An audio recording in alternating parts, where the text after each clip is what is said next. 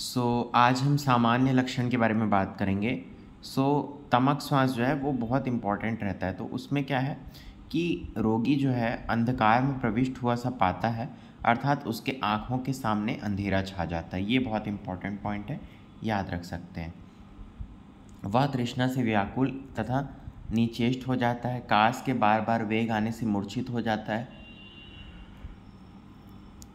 बार बार कास के वेग से जब तक कफ बाहर ना निकल जाए रोगी बेचैन रहता है, परंतु कफ निकल जाने पर थोड़ी देर के लिए उसे आराम हो जाता है। ये वाला पॉइंट बहुत इंपॉर्टेंट है, ठीक है। तो फर्स्ट पॉइंट और फोर्थ पॉइंट बुलेट पॉइंट जो है वो आप ध्यान रख सकते हैं, ठीक है। इसके बाद है उसका गला बैठा जाता है और वह कठिनाई से कुछ बोल पाता है। श्वास पीड़ित होने के कारण लेटने पर भी उसे निद्रा नहीं आती, क्योंकि लेटने पर पार्श्व में स्थित वायु पीड़ा उत्पन्न कर देती है। रोगी को बैठने पर कुछ आराम रहता है। ये भी इम्पॉर्टेंट है, लिखा आस्तीनो लभते सौध्यम यहाँ पे लिखा है। उष्ण वस्तुएं उसके अनुकूल पड़ती हैं, उसकी आंखें निकली रहती हैं, ललाट पर पसीना होता रहता है, कष्ट प्रायः बना रहता है, उसका मुंह सूख जाता है तथा बार बार श्वास लेता रहता है और पुनः तेजी से श्वास छोड़ता रहता है। बादल, ठंडे जल, शीत ऋतु तथा पूर्वी हवा एवं कफवर्धक आहार विहार से रोगी का कष्ट बढ़ता है। तमक श्वास याप्य होता है, परंतु नवीन तमक श्वास साध्य हो सकता है। उपरोक्त वर्णन के आधार पर तमक श्वास की तुलना ब्रोंकियल अस्थमा से कर सकते हैं, ठीक है। तो ये कुछ पॉइंट्स थे। अब आगे हम संतमक के बारे में देखते हैं कि जब तमक श्वास अंधकार या मानसिक दोषों से बढ़े तथा शीतोपचार से शांत हो और रोगी अपने आप को अंधकार में डूबा हुआ समझे, तब उसे रोग को संतमक कहना चाहिए। यह रोग वात कफ आरब्ध होते हुए भी इसमें पित्त दोष का अनुबंध होता है, इसलिए शीतोपचार से लाभ होता है। दूसरी विशेष बात इस रोग में यह है कि अन्य रोगों की अपेक्षा मानसिक दोष उत्पत्ति में विशेष भाग लेते हैं। वस्तुतः तमक या प्रतमक के ही अत्या उग्र अवस्था को संतमक समझना चाहिए, जबकि तमः प्रवेश आदि मूर्छा के लक्षण प्रदान हो और लक्षण बढ़ते ही जाएं, जैसे कि स्टेटस एस्थमेटिक्स में होता है, ठीक है। तो संतमक जो है वो तमक की उत्तरोत्तर अवस्था आप बोल सकते हो कि कॉम्प्लिकेटेड स्टेज जो होता है वो संतमक होता है, ठीक है। तो आप इसको याद रख सकते हो, ठीक है। श्लोक है ऊपर में, बट उतना इम्पोर्टेंट नहीं है, ऐसा आप हिंदी भी ध्यान रखोगे तो हो जाएगा। तमक श्वास जो है थोड़ा इम्पोर्टेंट टॉपिक है, 5 मार्क्स में 10 मार्क्स में शॉर्ट नोट्स के क्वेश्चन में आपको पूछ सकते हैं। प्रतमक क्या है?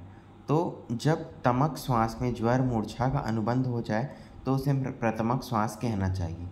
यह अवस्था उदावर्त धूली अजीर्ण शरीर की क्लीनता एवं वेग विधारण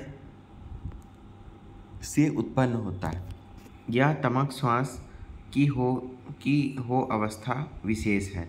तमक श्वास कफ प्रधान रोग है, परंतु उसी में जब पित्त का अनुबंध हो जाता है तो रोगी को ज्वर भी होने लगता है ना। तो यह अवस्था कई बार दमा के रोगियों के संक्रमण हो जाने से होती है। इस प्रकार की स्थितियां श्वास के वृद्ध रोगियों में अधिक होती है, ठीक है। तो प्रतमक को जो है ओल्ड एज ब्रोंकाइटिस या अस्थमा ब्रोंकाइटिस से भी इसको कोरिलेट करते हैं। मतलब कि इसमें क्या होता है प्रतमक में कि फीवर इंक्लूड हो जाता है, ठीक है। मतलब कि अस्थमा के साथ साथ कुछ इन्फेक्शन भी रोगी को हो जाता है, तो इससे आप कंपैरेटिव कर सकते हो।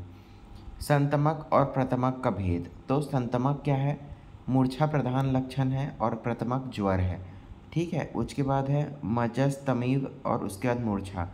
उसके बाद है शीतश्चाशु प्रशाम्यते शीत प्राग्वते विवर्धते, ठीक है। तो संतमक में क्या है कि शीतल चीज़ों को अगर आप यूज़ करोगे तो शमन होता है, और इसमें क्या होता है कि शीत और पूर्वी वायु के उससे ये प्रथमक श्वास जो है बढ़ जाता है। तमसा वर्धते मानस दोष प्रधान, शरीर दोष प्रधान, इसमें पित्त अनुबंध होता है प्रथमक में, ठीक है। क्लीन काय उदावर्त रज अजीर्ण वेगावरोध जन्य है प्रथमक, ठीक है। अब क्या है क्षुद्र श्वास, तो ये उतना इम्पोर्टेंट नहीं है। इसमें क्या होता है कि रुक्ष पदार्थों के अधिक सेवन करने से तथा व्यायाम करने से या परिश्रम करने से श्वास कष्ट भी अनुभूति होती है, क्षुद्र श्वास है, ठीक है।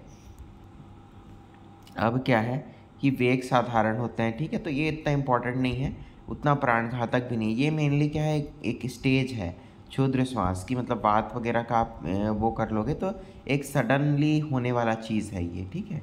तो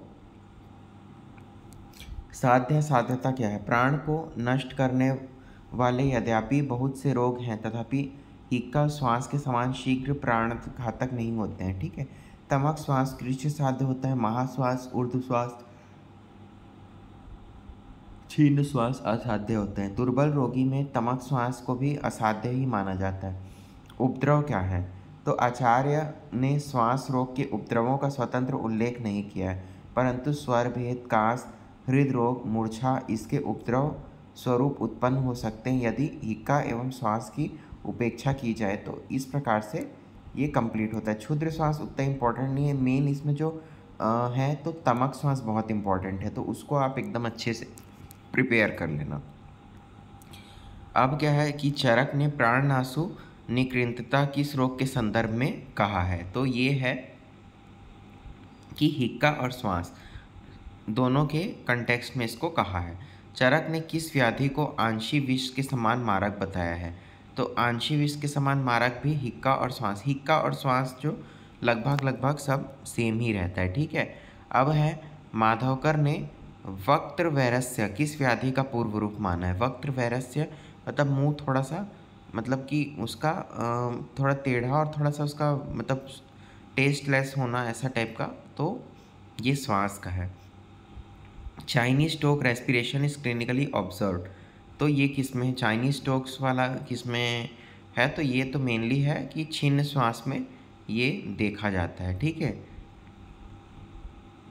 विकृत अक्षायनों किस श्वास रोग का विशिष्ट लक्षण है, तो ये है महाश्वास का। चरक के अनुसार विप्रांत नेत्र किस श्वास की विशिष्ट लक्षण है, तो ये है महाश्वास और ऊर्ध्व श्वास, ठीक है। रक्तैक लोचना चरक अनुसार किसका विशिष्ट लक्षण है, तो ये है छिन्न श्वास। उष्णम चैव अभिनंदति किस श्वास का विशिष्ट लक्षण है, तो तमक श्वास का। शीतोपचार से शांत होने वाला श्वास रोग, तो हमने ऊपर में पढ़ा था ये वाला लाइन जहाँ डिफ्रेंशिएट कर रहे थे कि शीतैषाशु प्रशाम्यते, तो ये इसका आंसर होगा संतमक श्वास, ठीक है। तो हमने ऊपर में पढ़ा हुआ था कि श्वास रोग से ज्वर अनुबंध मिलता है, तो इसका आंसर होगा प्रथमक। हमने पढ़ा था कि उसमें पित्त का अनुबंध हो जाता है तो इससे ज्वर होता है पेशेंट को, ठीक है। दुर्बल रोगी में तमक श्वास होता है, अनुपक्रमीय, ठीक है। तो इस प्रकार से हमने ये वाला जो चैप्टर है वो कंप्लीट किया। आगे हम कांस रोग के बारे में पढ़ेंगे। Thank you.